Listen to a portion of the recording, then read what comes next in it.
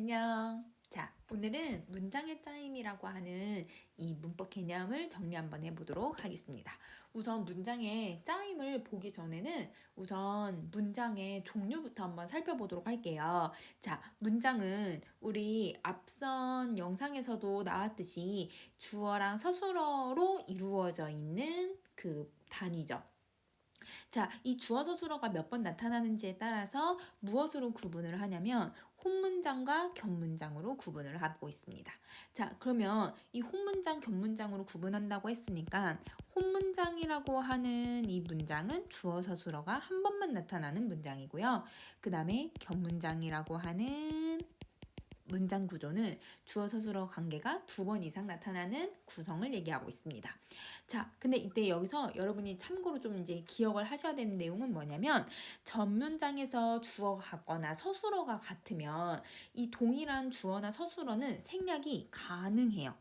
자, 그래서 채영은 집에 와서 채영은 하루 종일 공부했다 라고 했을 때 주어가 동일하기 때문에 주어를 생략을 시키는데요. 근데 이제 문제에서는 이렇게 동일한 문장 성분뿐만 아니라 체언이 동일해도 생략이 가능해요. 그러면 여러분이 이제 문제를 만약에 내는 사람이라고 한다면 학생들이 어떤 문장 성분을 잘 파악하고 있는가, 그러려면 이 체언을 혹은 다른 문장 품사들이나 문장 성분을 어떻게 구성을 하고 있는지 구분하는지를 물어보기 위해서 문장에서 생략되어 있는 문장 성분을 찾아서 그걸 가지고서 문장의 짜임을 이해할 수 있는지를 물어볼 거란 말이에요. 그래서 어떤 문장 성분이 생략이 되고 있는지 이걸 잘 알고 있어야 이런 문법 요소를 가서든 아니면 문장의 짜임에서든 구분을 잘 하실 수가 있어요. 그래서 지문을 읽을 때 문장 주어져 있는 문장만 보려고 하지 말고 이 서술어가 요구하고 있는 주어랑 서술어가 주어랑 그다음에 목적어, 부사어 이렇게 필수적인 성분들이 뭐가 있는가, 그래서 체온이 동일했을 때 생략되어 있는 애가 누군지 이걸 좀 구분을 해주시면 정말 좋을 것 같아요. 자, 그러면 혼문장하고 이 격문장으로 구분이 된다고 했잖아요. 그러면 우리가 이제 살펴볼 건 격문장의 종류인 이어진 문장과 이 아는 문장이라고 하는 종류를 두 가지를 이제 볼 거예요. 그래서 이어진 문장은 종류가 2가지, 그 다음에 아는 문장, 안긴 문장은 종류가 5가지로 구성이 되어 있습니다. 자, 그러면 옆에 날개 부분을 한번 봐주세요. 혼문장, 격문장을 확인하는 방법은 제일 좋은 건 여러분 이제 서술어의 종류죠. 서술어가 동일하지만 않으면 서술어는 생략되는 경우가 매우 적기 때문에 이 서술어의 개수를 가지고서 혼문장, 격문장을 찾으면 사실 쉽습니다. 자, 그리고 또 이 주의해야 되는 건 본용어하고 보조용어는 띄어쓰기를 하지만 여러분 이 본용어, 보조용어는 서술어가 몇 개로 취급하기로 했었어요. 그쵸? 1개로 취급하기로 했어서 이 경우는 무조건 혼문장이 돼야 된다.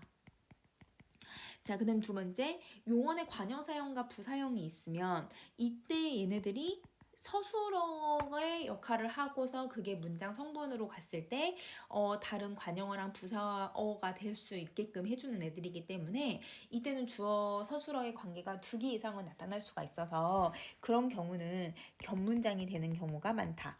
이렇게 내용을 정리해 주시면 될 것 같아요. 자, 그러면 다음 페이지로 가서 아는 문장, 안긴 문장 한번 시작을 해봅시다. 자, 제일 먼저 여러분 이 아는 문장, 안긴 문장의 개념을 한번 살펴볼 건데요. 우선 한 문장이 문장 성분으로 절을 형태를 갖고 있는 격문장을 얘기를 해요. 이걸 우리 이제 아는 문장이라고 합니다. 자, 문장 성분으로 쓰이는 이 절을 안긴 문장이라고 하고요. 그 다음에 이걸 포함하고 있는 전체 문장을 아는 문장이라고 합니다. 그래서 우리가 여러분 이제 주어, 서술어의 관계를 가지고 있는데 여기 또다시 주어, 서술어의 관계가 이게 이 전체 문장, 이 문장의 전체 문장의 또 다른 어떤 문장 성분의 역할을 하고 있다는 거예요. 그래서 이 전체 주어 서술어의 문장 안에서 하나의 이제 관용어가 될 수도 있고 아니면 목적어도 될 수 있고 부사어도 될 수 있고 이렇게 문장 성분의 역할을 하고 있는 것을 우리는 이제 안긴 문장이라고 한다. 얘를 절이라고 부르겠다는 거예요. 자, 여러분 얘를 절이 되는 이유가 무슨 이유 때문이냐면 주어 서술어의 관계를 가지고 있는 두어절 이상이기 때문에. 그래서 우리 절과 구를 구분하는 내용도 앞 시간에 배웠죠. 그래서 이 절에 대한 내용을 한번 찾아보겠다는 겁니다. 자, 이 절로 안겼을 때의 문법적인 변화는 아무래도 서술어의 형태가 바뀌게 돼요. 그래서 여기 있는 이 서술어의 형태가 바뀌게 되는 경우가 많습니다. 조사가 결합을 한다든지 어미가 결합을 한다든지 물론 변하지 않는 경우도 있지만 변하는 경우가 더 많기 때문에 어떻게 변화를 시켜서 이 안긴 문장을 만드는지를 찾아주시면 돼요. 자, 그 다음에 안기는 문장의 한 성분이 또 아는 문장의 성분과 같을 때는 생략이 되기 때문에 이 생략된 성분을 앞에서 얘기했지만 잘 찾아주셔야 합니다. 자, 그러면 우리 내용들을 한번 정리해 보도록 할게요. 제일 먼저 아는 문장의 종류가 있는데요.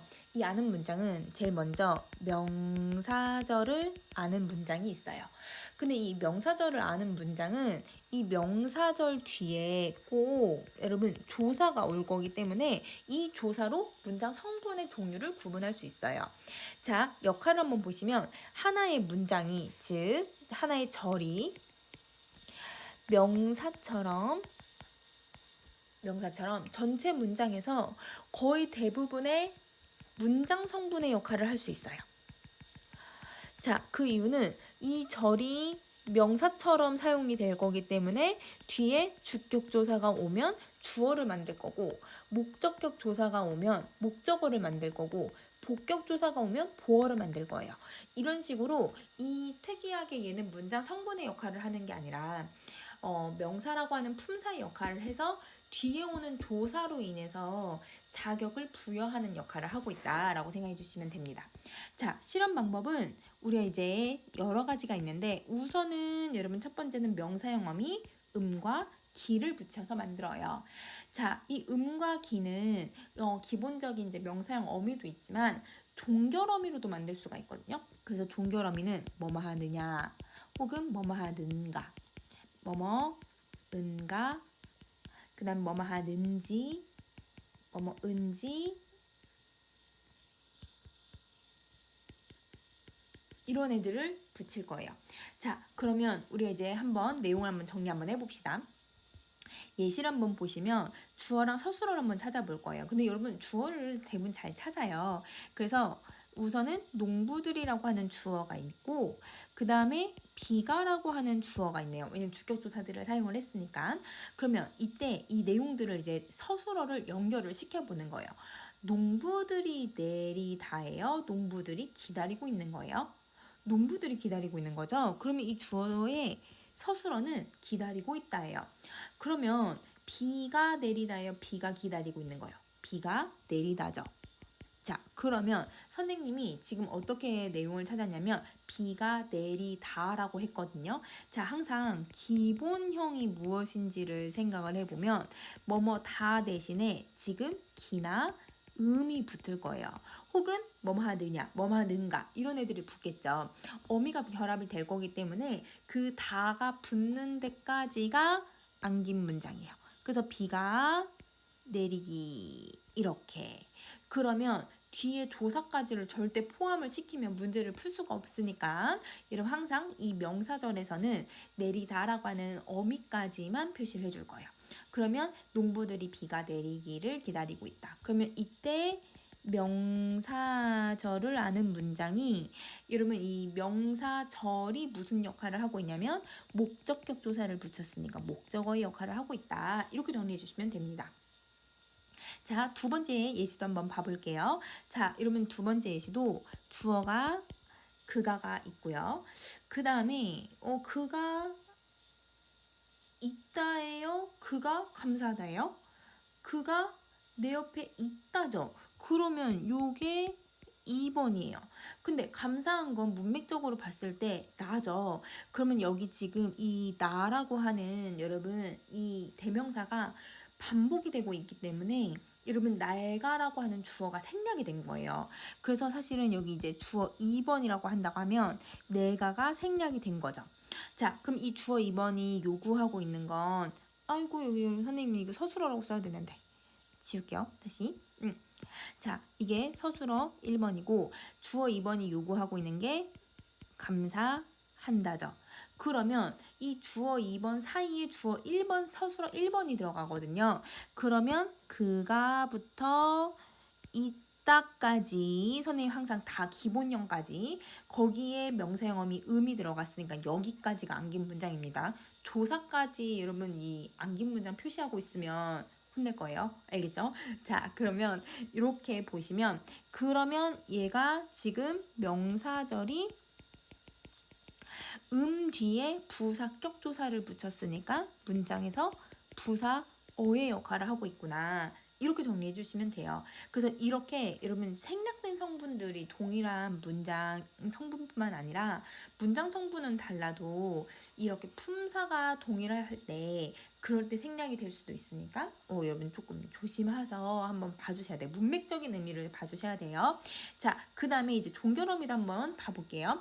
자, 이제부터 네가 어떻게 하느냐가 중요하다. 그러면 여기 네가 라고 하는 애가 있어요. 그러면 네가 하는 거예요? 네가 중요한 거예요? 네가 하다죠. 그러면 이 서술어 1번이 있죠. 근데 하다 대신에 여러분 여기 네가 하다가 들어가는데 하다 대신에 느냐가 들어갔고 그 뒤에 주격조사가 결합을 하죠. 그러면 이때 주어 2번이 절이 여러분 주어 역할을 하고 있고 그거의 서술어가 중요하다가 되는 거예요. 그러면 이때는 명사절이 주어의 역할을 할 수 있구나 이렇게 정리해 주시면 되는 거죠. 그래서 여러분 이렇게 명사형 어미와 그 다음에 종결 어미를 가지고서 명사절을 아는 문장을 만들어낼 수 있다. 자, 여기서 하나만 더 참고로 정리 한번 해볼게요. 자, 우선 명사형 어미 의문과 기가 있는데 우선은 여러분 지금 예시 첫 번째를 봐주시면 농부들이 비가 내리기를 기다리고 있다고 했는데 여러분 비가 내리는 이 사건은 지금 사건이 완료가 된 건가요? 아직 시행이 안 된 건가요? 사건이 만들어지지 않은 거죠. 그래서 기는 어떨 때만 쓰냐면 사건이 미완일 때 쓰는 거고요. 아직 여러분 사건이 일어나지 않았을 때. 근데 같은 경우는 그가 내 옆에 있음에 감사하다라는 거 이미 있는 거죠. 그래서 얘는 사건이 지금 완료되어 있고 지금 진행되고 있는 거 쓸 때 을 쓴다. 그래서 언제 사건이 벌어지는지의 여부를 가지고서 기를 쓰고 있기 때문에 아무 데나 쓰는 게 아니다 라고 구분해 주시면 될 것 같아요. 자, 그 다음 두 번째 갑시다. 두 번째는 부사절을 아는 문장을 한번 볼 건데요. 자, 이 부사절을 아는 문장은 절이 부사어의 역할을 하는 거예요. 자, 부사형 어미 누가 있냐면 개, 도로, 아서, 어서, 아서어서는 여러분 이제 이 형태지만 선생님 나눠서 정리했어요. 그리고 부사 파생 전미사 이라고 하는 애가 있습니다. 자, 여러분 특이하게 어미도 있지만 부사 파생 전미사도 있기 때문에 어미와 전미사를 좀 구분을 해주시면 좋은데요. 우선은 선생님이랑 아까 했던 것처럼 우리 주어 서술어로 한번 찾아볼게요. 그가 주어 1번, 그 다음 배꼽이 2번. 그러면 그가 빠지는 거예요? 배꼽이 빠지는 거예요? 그쵸? 빠지다는 이러면 이제 배꼽이가 되는 거죠. 그럼 빠지다라고 하는 기본형 대신에 개라고 하는 어미가 들어간 거죠. 그러면 서술어 1번 이렇게 봤을 때 배꼽이 빠지다 이게 안긴 문장이 되는 거죠. 그러면 이 안긴 문장은 이러면 이제 부사절이 무슨 역할을 하냐면 부사어의 역할을 하고 있다. 이렇게 정리해 주시면 됩니다. 자, 그 다음에 두 번째, 여러분 비가 소리도 없이 내린다 라고 했을 때 여기도 지금 주어 비가 그 다음에 소리가 없다가 맞거든요. 그래서 소리가 없다 이게 서술어 2번, 그 다음에 내린다 서술어 1번이 돼요. 그러면 여기 소리가 없다 이게 안긴 문장이 되는 거죠. 그러면 이때 부사절이 부사어의 역할을 하고 있다. 이렇게 정리해 주시면 됩니다. 자, 그러면 여러분 여기에서 이렇게 선생님이 주어 서술어가 다 있는 부사절을 넣어 놓긴 했는데 시험에는 어떻게 문제를 낼 수도 있냐면요. 자동차가 빠르게 지나간다예요. 자, 여러분 이렇게 봤을 때 자동차가 빠르게 지나간다? 그냥 이게 혼문장처럼 보이는데 이게 혼문장이 아닌 거죠. 왜냐면 이 문장을 두 개로 선생님이 쪼개보면 자동차가 빠르다도 돼요. 왜냐면 어미는 교체를 할 수 있으니까. 그리고 자동차가 지나간다도 돼요.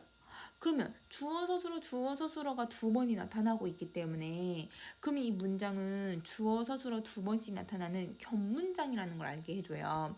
그러면 이때 자동차가가 여러분 중복이 되고 있으니까 하나가 생략이 됐다라고 생각하면 되는 거죠. 이게 중복이 돼 있는 거죠.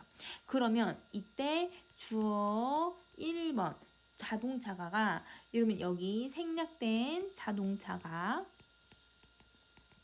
빠르게 지나간다라고 하는 애로 표현할 수 있는 거예요. 그래서 이때는 여러분 주어가 생략됐기 때문에 빠르다라고 하는 이 빠르게 서술어가 즉 부사어가 되는 이 서술어가 하나의 절이 되는 거예요. 그래서 이 부사어가 여러분 이제 여기 있는 서술어 1번을 꾸며주는 역할을 하는 거죠. 그래서 이 경우는 부사절이 부사어로 됐을 때 한 어절처럼 보이는 거예요. 그러면 이 한 어절처럼 보여도 이게 부사절이라는 걸 절대 까먹으면 안 돼요. 그래서 문장을 두 개로 나눌 수 있는지 꼭 확인해 주시면 되겠습니다. 자, 그 다음에 여러분 이제 서술절을 아는 문장을 한번 정리해 볼게요. 자, 서술절을 아는 문장은 하나의 문장이 안긴 문장으로 전체 문장에서 서술어의 역할을 해요. 자, 얘는 특이하게 한 문장이 주어가 두 개가 있는 것처럼 보여요. 그래서 어떤 형태냐면 주어 1, 주어 2, 그 다음에 서술어 이런 형태처럼 보이는 거죠. 자, 그러면 이때 이러면 이게 어떤 역할을 하고 있냐면 3번하고 4번의 이 역할이나 특징을 정리하기 전에 우선 선생님 예시를 한번 보도록 할게요. 자, 우선은 선생님이 지금 예시를 써놓은 게 있는데 다른 걸 써볼게요. 거북이가 등이 크다 라고 한다면 여러분 지금 거북이가 라고 하는 주어가 있고 등이 라고 하는 주어가 있어요. 근데 거북이 전체 자체가 큰 거예요? 아니면 거북이 등만 큰 거예요? 거북이가 이렇게 등만 엄청 큰 거예요. 그러면 이렇게 거북이의 등이 크다라고 하면 크다는 사실은 누구의 서술어냐면 주어 2번의 서술어가 돼요. 그러면 여기서는 거북이가의 서술어가 없잖아요. 그 거북이가의 서술어가 바로 등이 크다라고 하는 주어 서술어의 서술절이 되는 거예요. 이게 주어 1번의 서술어 1번이 됩니다. 자, 그러면 이때 주어는 여러분 이제 아는 문장의 주어고 이 등이가 여러분 이제 안긴 문장의 주어가 돼요. 자, 이거를 우리 표로 한번 정리 한번 해보면 여러분 이제 주어, 서술어가 있고 안긴 문장, 아는 문장이 있다라고 한번 해볼게요. 안긴 문장의 주어는 등이가 되고 안긴 문장의 서술어는 크다예요. 자, 그 다음에 아는 문장의 주어는 거북이가고 그러면 아는 문장의 서술어는 등이 크다예요. 그래서 여러분 이걸 할 때 문제를 내주실 때 안긴 문장, 안기는 문장의 주어, 안긴 문장의 서술어 이거를 바꿔서 문제를 내실 때도 있거든요. 그래서 그 내용이 어떤 건지를 꼭 구분을 해주시면 좋을 것 같아요. 자, 그러면 이렇게 주어가 두 개, 서술어 두 개이지만 사실은 이러면 이제 주어 1번, 2번이 있으면 서술어 2번은 이 주어 2번의 서술어고 주어 1번의 서술어는 절 자체가 이제 서술어 역할을 하고 있다라고 생각해 주시면 됩니다. 그러면 이때 여러분 거북이는 뭘 갖고 있냐면 이 큰 등을 갖고 있는 거잖아요. 그래서 여러분 이 서술절의 주어는 전체 문장의 주어에 뭐가 되는 경우가 많냐면 일부분이거나 소유물인 경우가 많아요. 그래서 어떤 부분에 들어가거나 아니면 가지고 있는 것처럼 표현을 하는 거죠. 자, 그래서 그 의미적인 것도 잘 기억을 해주시고요. 그 다음에 전체 문장의 주어의 주격조사 대신에 그럼 누구냐면 거북이가에 있는 이 가대 있죠? 이거 대신에 관형격 조사를 한번 넣어보는 거예요. 자, 관형격 조사는 의밖에 없는데 이걸 넣으면 문장이 성립을 해요. 자, 거북이의 등이 크다. 문장 자연스럽죠? 그러면 서술절이 될 수 있다. 근데 만약에 주어가 두 개처럼 보이는데 의를 넣었을 때 말이 안 된다라고 하고 있으면 그 경우는 이제 서술절이 될 수가 없다. 이렇게 정리해 주시면 됩니다. 자, 서술절 내용 정리했고 그러면 이제 넘어가서 우리 관형절을 하는 문장도 한번 해보도록 할게요. 자, 관형절을 아는 문장은 무조건 여러분 이 관형절이라고 하는 애가 여러분 바로 뒤에 있는 체언을 꾸며줄 거거든요. 그래서 관형절이 관형어의 역할을 함으로써 뒤에 오는 체언을 꾸며주는 역할을 하고 있다. 자, 어떤 걸 결합을 할 거냐면 관형사용어미, 여러분 관형사용어미는 꼭 암기해 주셔야죠. 는, 을, 던을 붙여서 만들죠. 자, 근데 우리가 이제 문법 요소도 배웠잖아요. 그러면 이 관형사용 어미가 동사일 때랑 형용사일 때 쓰임이 다르기 때문에 시제를 알 수가 있는 거거든요. 자, 그러면 여러분 동사일 때 은은 여러분 무슨 시제냐면 과거 시제였고 느는 현재 시제, 그 다음에 을은 미래 시제, 그 다음에 더는 과거 회상을 나타내요. 자, 형용사의 경우는 은이 현재고 느는 쓸 수 없고 을이 미래, 던이 과거예요. 그래서 여러분 이 관형절을 아는 문장은 관형사용 어미를 결합을 시킬 거기 때문에 여러분 시제를 만들어낼 수 있어요. 그래서 시제도 여러분 좀 기억을 해주시면 좋겠고요. 자, 관형절이 될 때는 문장 성분이 생략이 될 수가 있는데요. 생략되는 애가 딱 세 가지밖에 없어요. 여러분 주어, 그 다음에 목적어, 부사입니다. 자, 그래서 시험에 어떤 문제가 많이 나오냐면 동일한 문장 성분들끼리 생략된 걸 고르세요 라고 하는 문제가 나와요. 그래서 주어는 주어끼리, 목적어는 목적어끼리, 부사어는 부사어끼리 생략되고 어떤 하나는 목적어랑 부사어가 생략되는 경우도 있고 주어랑 목적어가 같이 생략이 되는 경우가 있어요. 그런 경우들은 이제 오답이 되는 거죠. 그래서 여러분 항상 무슨 애가 생략됐는지를 한번 볼 거예요. 자, 예시를 볼게요. 집안은 손님들로 북적댔다. 손님들이 찾아오다 라고 했을 때 여러분 이렇게 손님이라고 하는 체온이 동일하니까 그래서 이 주어가 생략이 돼버리는 거예요. 자, 그 다음에 또 두 번째, 영화는 내게 큰 감동을 주었다. 친구들과 영화를 보다. 이러면 영화라고 하는 이 주어랑 영화를이라고 하는 목적어는 문장 성분은 다르지만 영화라고 하는 동일한 품사를 가지고 있는 단어가 있으니까 그래서 하나를 생략을 시켜버리는 거죠. 그때 목적어가 생략이 된 거고 자, 여기 풍속하가 풍속하에 동일한 품사의 단어가 들어가고 있으니까 그래서 이 문장 성분은 달라도 이때 부사어가 생략이 돼버리는 거예요. 그래서 이렇게 누구가 생략됐는지를 꼭 찾아주시면 이거는 시험에 무조건 꼭 나오고 있는 애들이기 때문에 잘 기억해 주시면 좋을 것 같습니다. 그래서 어미의 종류에 따라서 아까 시제가 달라진다고 했으니까 시제 한번 정리해 주시고요. 자, 그 다음으로 또 시험에 자주 나오는 건 이 관형절의 종류예요. 자, 여러분 이 관형절을 아는 문장은 종류가 두 가지로 나뉘는데 어떤 걸로 나뉘냐면 동격 관형절과 관계 관형절로 나뉘어요. 자, 동격 관형절에 우선 예시를 한번 볼 건데요, 여러분. 자, 그가 주어 1번. 자, 여러분 또 주어가 있을까요? 그가 온다. 그가 온다는 편지를 받았다라고 했을 때 이러면 여기 받았다라고 하는 주체는 없지만 뭐 내가 편지를 받았다라고 하는 주어가 생략이 되어 있죠. 이걸 주어 2번이라고 할게요.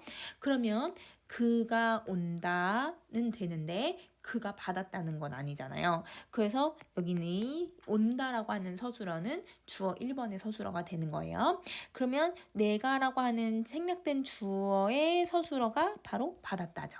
그러면 여기서 우리가 암긴 문장은 주어 서술어인 여러분 이 그가 온다 이거죠. 여기에 관형 사용어미 는까지 이렇게 정리를 해주시면 그러면 이 관형절이 관형어의 역할을 하는 거예요. 근데 여기서 여러분 이 편지의 내용이 무슨 내용인가요? 그가 온다잖아요. 그러면 그가 온다라고 하는 이 문장에서는 생략된 성분도 없고 그 다음에 편지의 내용이기도 해요. 그래서 이거를 정리 한번 해보면 관형절의 꾸밈을 받는 체언, 이 편지 있죠. 그 체언이 사실 관형절 전체의 내용이에요. 편지의 내용은 그가 온다는 거죠. 그래서 여러분 얘가 뒤에 오는 체언의 내용이 여러분 이 관형절의 내용이랑 동일하다라고 해서 동격 관형절이 되는 거예요. 그러면 문장 성분은 얘는 생략이 되지 않아요. 그래서 그가 온다라고 했을 때 생략된 성분이 없는 거죠. 이런 식으로 이렇게 동격 관형절인 경우는 뒤에 기억, 사건, 소문, 보도, 사실, 경험, 욕심 같은 얘가 어떤 내용을 가지고 있다라고 하는 체언이 오는 경우가 많습니다. 자, 관계관형절을 한번 볼게요. 관계관형절은 우선은 문장을 한번 두 개로 한번 쪼개 볼 건데 자, 우선은 주어 성규가 추는 거예요? 성규가 좋은 거예요? 성규가 추는 거죠. 그러면 여기 주어가 또 있네요. 춤이라고 하는 주어가 있고 그러면 춤이 좋다라는 건 서술의 2번이 되겠죠. 그러면 여기서 성규가 추다 다 대신에 는이 들어가니까 이게 관형절이 돼요. 근데 성규가 뭘 춰야 돼요? 춤을 춰야죠. 목적어가 생략이 되어 있네요. 그러면 이렇게 생략되어 있는 성분을 체언이 뒤에 오는 꾸며주는 체언과 동일해져요. 그러면 관형절의 꾸밈을 받는 이 체언이 관형절의 생략된 성분의 체언과 동일하죠. 체언이 동일하게 되어 있어서 생략된 성분이 있는 거잖아요. 그러면 공격 관형절은 생략된 성분이 없고 관계 관형절은 생략된 성분이 있어요. 자, 그리고 동격 관형절은 뒤에 오는 요 체언 있죠, 여러분? 편지. 이게 앞에 이제 관형절의 내용과 동일한 거고 그 다음에 관계관형절의 이 춤이라고 하는 체언은 이 생략된 성분이 가지고 있는 체언과 동일하다. 이렇게 내용을 정리할 수 있을 것 같습니다. 여러분 시험에는 이 관형절을 아는 문장에서 생략된 성분, 즉 관계관형절인지 생략된 성분이 없는 이 동격 관형절인지 구분하는 문제 무조건 낼 거고요. 그 다음에 그걸 바탕으로 주어, 목적어, 부사어 중에 누가 생략됐는지 얘네들이 모두 다 이제 관계관형절이잖아요. 생략되어 있으니까 그 관형절 중에 누가 생략되고 있는지의 문제가 나옵니다. 자, 그럼 이제 우리가 인용절도 한번 정리 한번 해볼게요. 인용절을 아는 문장 같은 경우는 하나의 문장이 암긴 문장으로 전체 문장에서 여러분 여기 이제 조심하셔야 돼요. 부사어의 역할을 해요. 자, 얘는 라고라고 하는 조사와 고라고 하는 인용격 조사를 붙이는데요. 이 인용격 조사가 바로 인용 부사격 조사예요. 부사격 조사가 붙었으니까 부사어를 만드는 거죠. 자, 간혹 동사 하다에 활용형 하고가 붙어요. 자, 그러면 이거는 이런 부사격 조사가 아니라 동사, 어간과 어미가 만나서 이름 만들어지는 이런 방법이라고도 생각해 주시면 됩니다. 자, 그리고 라고라고 하는 애를 붙이면 그 상대의 말을 그대로 가지고 오는 직접 인용과 그 다음에 상대방의 말을 내가 다시 정리해서 얘기하는 간접 인용이 두 가지로 나뉘어요. 자, 이때 서술격 조사 2단은 간접 인용절에서 이라의 형태로 나타날 거라서 너무 중요해요. 자, 예시를 한번 볼게요. 우선은 철수가 다리 밝다라고 말했다. 이러면 따옴표를 쓰고 라고 했으니까 얘는 직접 인용을 사용을 하는 거죠. 그럼 직접 인용은 찾기가 너무 쉬워. 그 따옴표에다가 뭐뭐라고라고 하는 말이 들어갔으니까. 자, 그 다음에 철수가 다리 밝다고 했어요. 그럼 이거는 간접 인용을 쓰죠. 자, 그 다음에 여기 보면 따옴표를 사용하고 뭐뭐 하고가 들어갔잖아요.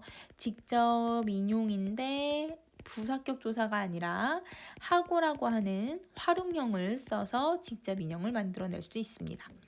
자, 그 다음에 저것이 달이야. 여러분, 뭐뭐이야 라고 하는, 여러분 이제 서술격 조사가 붙은 직접 인용이고요. 이 직접 인용을 간접 인용으로 바꿔본다고 하면, 아까 여러분, 이다를 뭘로 바꿔야 된다? 이라라고 바꿔야 돼요. 그러면 여기 있는 라고를 봤다라고 해서 이게 직접 인용이 아니라, 여러분, 저것이 달이다라고 하는 간접 인용을 나타내주는 조사가 결합되어 있기 때문에 라고라고 하는 조사가 아니라 고라고 하는 조사가 붙는다라고 정리해 주시면 됩니다. 자, 인용절을 아는 문장에서는 시험에 만약에 낸다고 하면 어떤 문제가 나올 수가 있냐면요.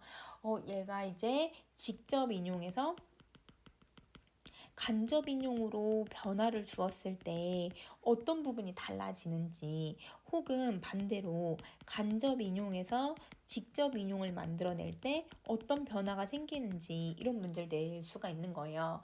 그때 이제 조심해야 되는 건 달라지는 애들이 대명사의 변화랑 그 다음에 시간 표현도 바뀔 수가 있고, 그 다음에 여기 높임의 등급도 달라질 수가 있고요. 그 다음에 여러분 이제 감탄문인 경우는 감탄문을 이제 사라지게끔 만들거나 아니면 다시 만들어줘야 되거든요. 자, 그 다음에 보조용언이 좀 달라질 수가 있고요. 그 다음에 서술격 조사가 달라질 수 있습니다. 이러면 서술격 조사는 아까 간접 인용에서 일화로 바뀌고 있으니까 그 부분을 정리해 주시면 되는 건데요. 선생님 예를 하나 들어볼게요. 만약에 철수가 여기가 내가 사는 곳이야 라고 했을 때 말했다. 이걸 정리 한번 해볼 거예요. 그러면 이걸 간접 인용으로 바꾼다고 하면 철수의 기준으로 여기거든요. 근데 이제 이거를 나 말하는 사람의 기준으로 볼 거잖아요. 그러면 이건 철수의 기준이기 때문에 거기나 저기라고 해주시면 돼요. 멀리 있는 거니까 나보다. 그러면 철수는 거기가 이렇게 해도 되고 아니면 저기가 라고 해도 돼요. 둘 다 멀리 떨어져 있을 때. 근데 여기서는 철수, 청자에 가까운 거니까 거기가 훨씬 더 잘 맞죠. 그 다음에 나는, 이건 철수가 자기 스스로 얘기를 할 때, 여러분 지금 나라고 하는 1인칭을 썼지만 내가 철수를 여러분 나라고 1인칭으로 표현하지 않죠. 그러면 이 경우는 철수가 앞에 나왔기 때문에 다시 사용하고 있는 제기 대명사를 사용을 해서 거기가 자기가 사는 곳, 이러면 서술격 조사 들어가죠. 이라고 말했다. 이렇게 바꿔주는 거예요. 그러면 여기서 지금 달라지는 양상은 이렇게 대명사랑 그 다음에 이라고라고 하는 서술격 조사가 변경이 될 수 있는 거죠. 이거가 어떻게 변화가 되고 있는지를 물어볼 수 있다라는 거예요. 그래서 여러분 이런 대명사나 여러분 시간, 높임 표현들이 어떻게 들어가고 있는지만 좀 구분을 잘 해주시면 될 것 같아요. 자, 그러면 아는 문장은 정리했고 이어진 문장으로 한번 가볼 건데요. 이어진 문장은 각각의 호흡 문장이 이 경우는 연결어미로 구분을 할 거예요. 그래서 대부분 주어 1, 서술어 1, 주어 2, 서술어 2 각각의 여러분 이제 절로 구분이 되어 있는 문장입니다. 자, 하나 이어진 문장이 돼서 앞뒤 문장은 각각 절이 돼서 여러분 선생님이 금방 절이 두 가지가 있다고 했잖아요. 앞에 있는 애를 앞절, 뒤에 있는 애를 뒷절이라고 불러요. 자, 이게 이제 어떤 연결어미의 뜻을 갖고 있는지에 따라서 대등의 의미를 갖고 있는지 종속의 의미를 가지고 있는지로 구분을 합니다. 자, 이 경우도 두 문장에서 같은 성분을 가지고 있거나 같은 품사의 이 단어가 들어가 있으면 문장 성분이 달라도 생략할 수 있으니까 그거 구분해 주시면 좋을 것 같고요. 이어진 문장의 종류는 대등하게 이어진 문장과 종속적으로 이어진 문장 두 개로 나뉘어요. 그럼 대등하게 이어진 문장은 이어지는 혼 문장의 의미가 대등적으로 결합되어 있어서 요즘은 문제가 뭐가 되냐면 여러분 열거를 시킨다, 의미를 열거를 시킨다, 나열한다 라는 표현이 나오니까 같은 말이라고 생각해 주시면 돼요. 자, 이때 이제 의미는 종류가 세 가지가 있는데요. 사건이나 아니면 대상을 나열하는 방식이에요. 그래서 뭐뭐하고 뭐뭐하며, 그래서 영화를 본 사실과 쇼핑을 한 사실을 나열을 해버리는 거죠. 자, 두 번째 의미는 대조가 되는 건데 빵을 샀는데 사지 않다 라고 하는 말이 대조가 되죠. 자, 뭐뭐 하거나 뭐뭐 하든지는 선택의 의미를 가지고 있어요.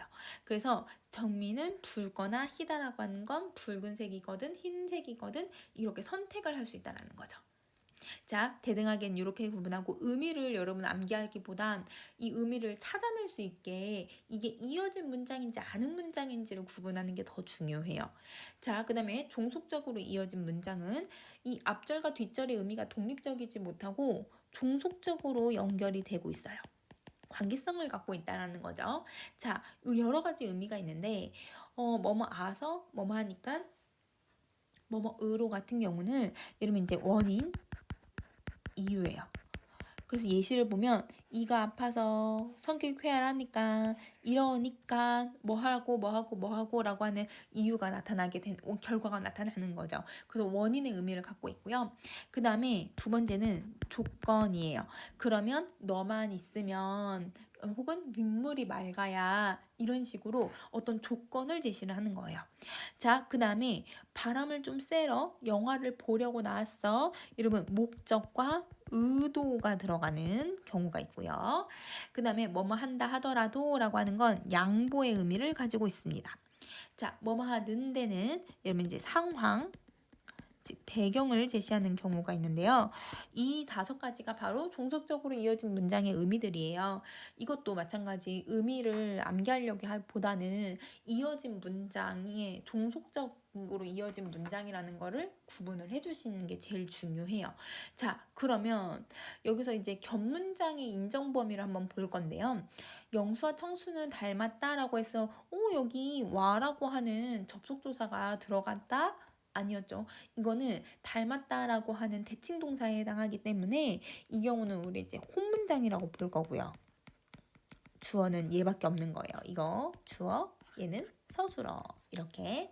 근데 서울과 부산은 도시다라고 하는 건 영수와 철수와 닮았다라고 하는 거랑 문장이 비슷하긴 한데 이 경우는 여러분 이제 서울은 도시고 부산은 도시다 문장 두 개로 나눌 수 있어서 이건 겹문장이라고 해요. 그래서 여러분 이렇게 접속조사가 들어가 있으면 다는 아니지만 일부 이렇게 겹문장이 되는 경우가 있고요.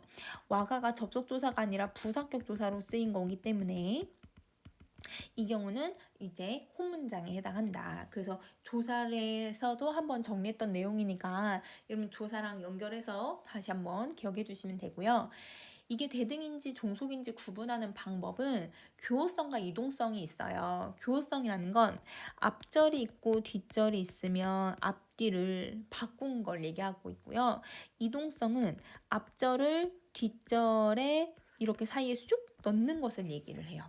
자, 교어성은 대등은 되는데 종속이 안 돼요.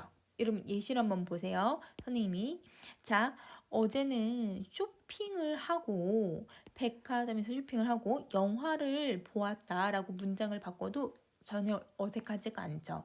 자, 근데 반대로 여기서 어제 영화를 보고를 이 사이에 넣을게요. 백화점에서 쇼핑도 어제는 영화를 보고 했다 라고 하는 거 말이 안 되죠. 그래서 이동성을 쓸 수가 없어요. 자, 근데 이제 종속은 이가 아파서 치과에 갔다라고 하는 거를 여러분 이제 교호성을 쓰면 치과에 가서 이가 아픈 거예요. 인과관계가 너무 달라져 버리죠. 그래서 쓸 수가 없는 건데 자, 이 앞절을 여러분 이제 사이에다가 한번 넣어 볼게요. 자, 치과에 이가 아파서 갔다 말이 돼요. 그러면 이 종속은 앞절이 뒷절 사이로도 들어갈 수가 있어서 그래서 종속적으로 이어진 문장이 될 수 있구나라고 정리해 주시면 됩니다. 자, 여러분 대등과 종속까지 구분하는 방법을 정리했고요. 여러분 이 암긴 문장과 이어진 문장은 시험에 나오면 친구들이 많이 틀리는 문제이기도 해요. 왜냐면 개념을 암기를 했다고 해도 여러분 그 명사절을 아는 문장 같은 경우는 여러분이 이제 이 부분을 조사까지 포함을 시켜서 문제를 못 찾거나 혹은 생략된 성분을 못 찾거나 아니면 여러분 서술절이나 이렇게 쉬운 내용들을 여러분 이제 문장 전체에서 찾지를 못해서 틀리는 경우들도 많이 있어요.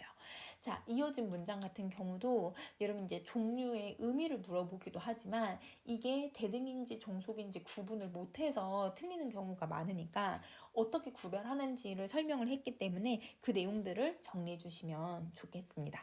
복습하시고 그 다음에 이제 단요비에 있는 내용들도 다시 한번 꼭 문제풀이 하면서 정리해 주셔야 돼요. 자, 그러면 문장의 짜임은 여기까지 할게요. 안녕.